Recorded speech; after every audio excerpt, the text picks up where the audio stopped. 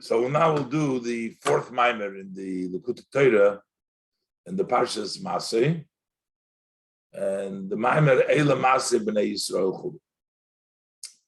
So the beginning of the Parshas talks about, it starts counting all the journeys of the B'nei Yisrael Chulu. And the second pasuk it says, so Moshe. So Moshe wrote down Es Moitzoehem Lemaseihem, how they went to their journeys. And then it says in the same pasuk, Ve'ela Maseihem Lemoitzeim. These are the journeys as they went out. So seems almost like a little strange. It changes around the word. Moitzeim means how they're going, how their journeys traveled. So first it says Moitzeim Lemaseihem, then it says Maseim Lemoitzeim. So we need to understand. Lomo Gabe Vayichtev Moshe. What it says Vayichtev Moshe, Higdim Moitzeim Lemaseihem. Over there he says Moitzeim Lemaseihem.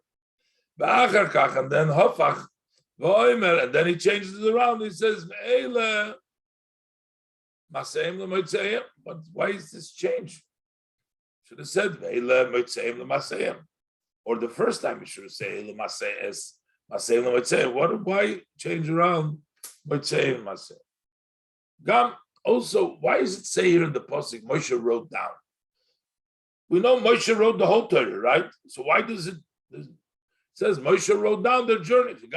Why is it say Moshe? The Mistame Moshe Kosel. It would be assumed that Moshe read it. Just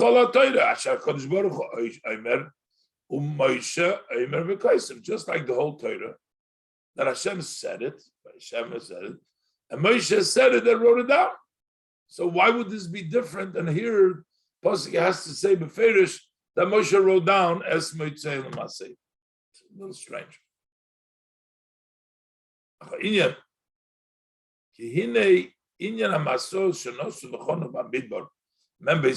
is the idea of the journeys that they traveled and they rested in the Midbar 42 times?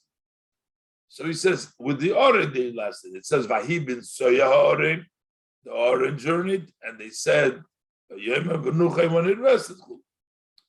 The truth of the matter is, he says, the Oren didn't go all the 42 Masois, because the first Masois till Matan Torah, till Midbar Sinai, they didn't have an Oren till then.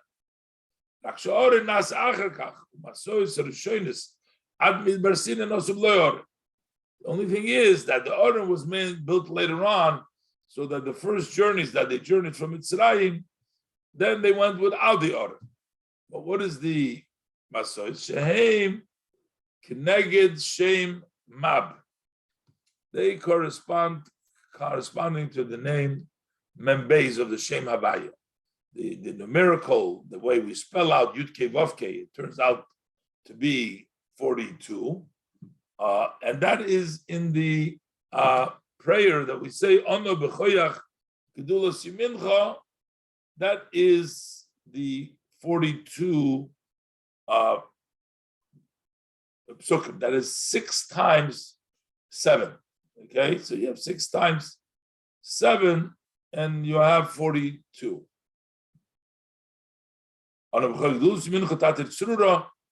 So those are 1, 2, 3, 4, 5, 6. So you have 6 psukim, 6 times 7. And that's the Shema. And that's the journey. What's the journey? So he says basically this journey had a purpose. The purpose was to subdue the negativity that was from the Midbar. The Midbar was the source of all the klippos, of all the chitzonim. And the reason for the journey was to subdue all the klippos. Basically, he's going to explain later on, how do we have koyach now to fight the Yetzer Hara, to subdue our own klippos, that's within ourselves. We get the koyach from the fact that when they journeyed in the Midbar, they subdued the klippas, the chitzonim, with the orin, with the journeys, and that's how we have today the koyach. Now, of course, one will ask, but they went in the desert because they did a sin, right? Because they didn't want to go into Eretz Yisrael. They were punished. But the Rebbe says there is also a inner reason, because the punishment is only, that's the revealed reason. But why did the Eibishter make that he didn't want to go to Eretz Yisrael? And it's all up to the Eibishter. Nothing happens by itself. The Eibishter wanted us to go in the desert so that we should be there. Then he says, even though it was a reason there, right? Why did they journey? It was the sin of the Meraglim. It was made a decree to stay back for 40 years in the Midbar. But but still, Hashem blessed is the reason of all the reasons. In other words, that's the reason we see. So he says we find the reason also al pinigla. Negama pinigla also the revealed. There's a reason, because they wanted Kadesh Yimtzu ha'otzres, so that the Yidden should find the treasures, which means that during the time that the Yidden were journeying in the desert, so all the people that were in the land of Canaan, they were hiding all their terrors. They heard that the Jews were coming to conquer them, so they went and they hid all their stuff in the walls. And then when the Yidden came there, they found all the treasure, because Hashem said to them, because Hashem promised them, Hashem said, you'll come to the land and you'll find houses that are filled with all of good stuff that you didn't build and you didn't do. You'll get everything. So in order for them to get there, they have to be 40 years in the desert so they can collect and fill up their houses with kol tuv so that they can later on inherit it. Moshe Amr Razal, this is like our sage of blessed memory told us. So we have here this idea of having to spend time in the journey in order to later on to get all that. But according to the hidden, this Svarim, it's mentioned in the Svarim, in the books, Kedei Lachnia as Hamidbar Hagodl Hanoira. That is in order to subdue this great and awesome desert, Al Yidei Membez Masois, Shenosu V'chonu Knesset Yisrael, that the 42 journeys that they journeyed and they rested, the Knesset Yisrael, the gathering of Yidden, Im Ha'orin, with the Orin, Shem Keneged Shem Mab, that corresponds to the name Membez, as Yud Kivavke comes to the number of 42. Okay, so there is another reason besides that. The reason is so Lahavin Mau Inyan Achno Zoislam Midbar. What are we trying to subdue to the Midbar? Haloi Hushmov Vein Dorbai. But it's a desert, it's deserted. Nobody lives there. What are we trying to subdue over there?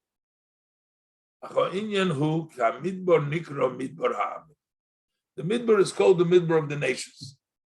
Basically, the nations get their Yenika.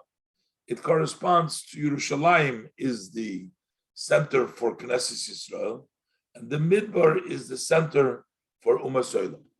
Shehu Mokod Yenikas Kol HaKlippas. That's the source where all the klippas nurture. V'hu Umas, that is opposite the Chinas Yerushalayim, the level of Yerushalayim. That is the source for the whole world in Kedusha.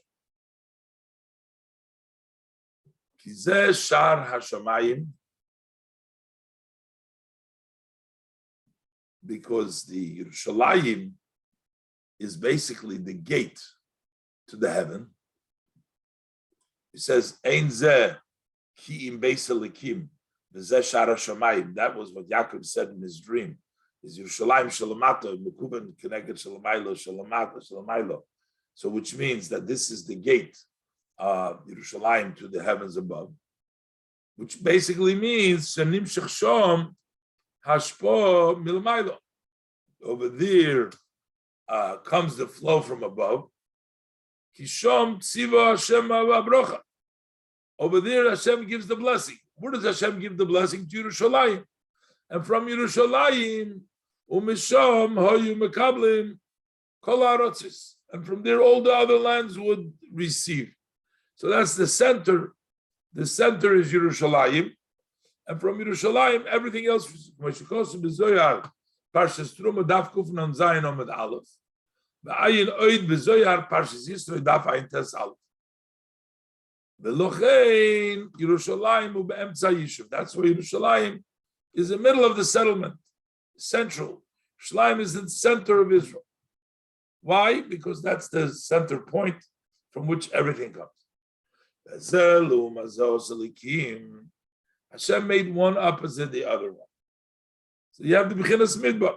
The Midbar, the level of Midbar, Hu Moker Kol HaKlippas. It's the source of all the klippas. The Lochein, Hu Eretz Melecha, Asher Lo Yaseh Prichu. It's a salted land that does not produce any fruit.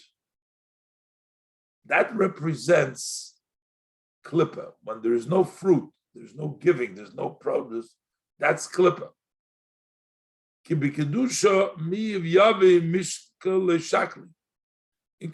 they give, they don't take away. There's a famous story that they gave him down the leg, silver leg. He wanted money in this world.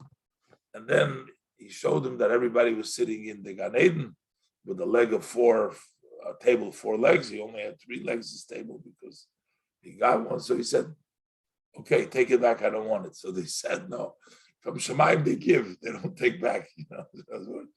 So Kedusha, holiness gives, doesn't take back, it gives. Klippa says give. They don't. So that's why the desert, which doesn't give anything, it doesn't produce anything, that's Klippa. They give, but they don't take. As it says, you give light by the old time, that the flow is constantly extensive. By the Klippa, it says, no, have, give. They all want all for themselves. They don't give to anybody else.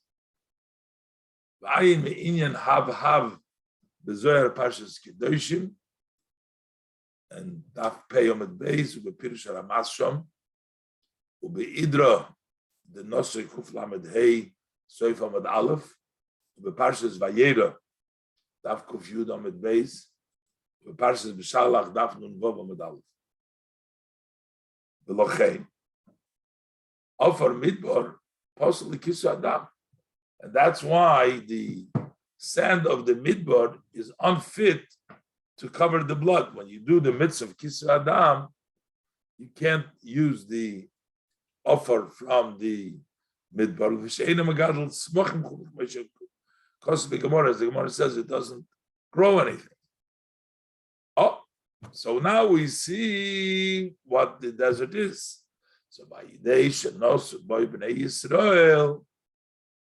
And when the Yidden journeyed over there, so that way, then they subdue the desert.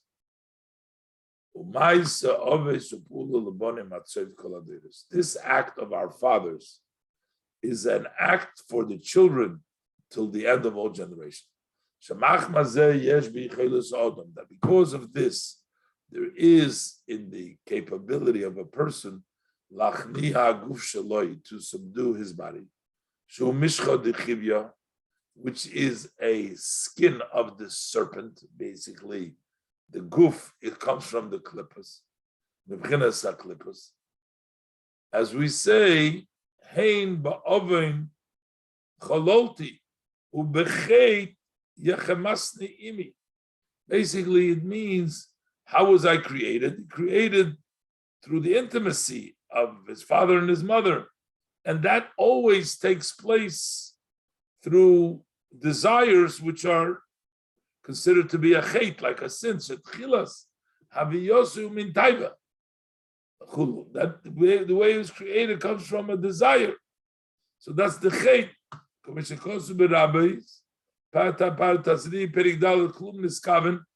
there, Barichas explains over there that even if a person would be the grace status of the Hasidim, there is still one part of sin over there, because there is always that part in the creation that takes place, and therefore, how do you get the body who is created and has that taiva there to agree to godliness, to the give in to his nefesh alikis?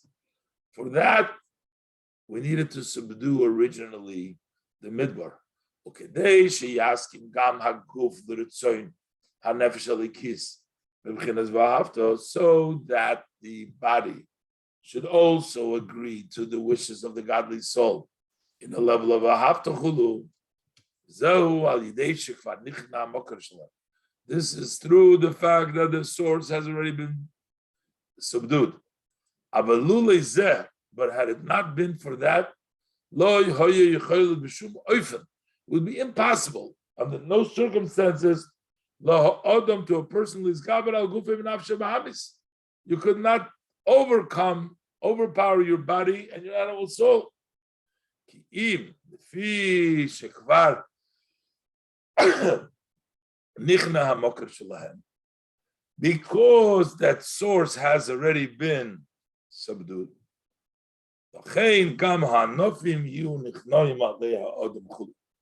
So also the branches, we are branches from these others, and they already subdued them. So we can also be subduing them, but through the person chulu. It's like we say, the general and the specific. Over there by the desert, it wasn't a general way.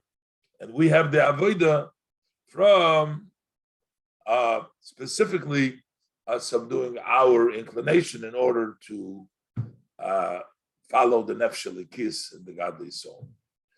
Then we're going to explain what is the benefit to have a yetzer hara, to have to subdue.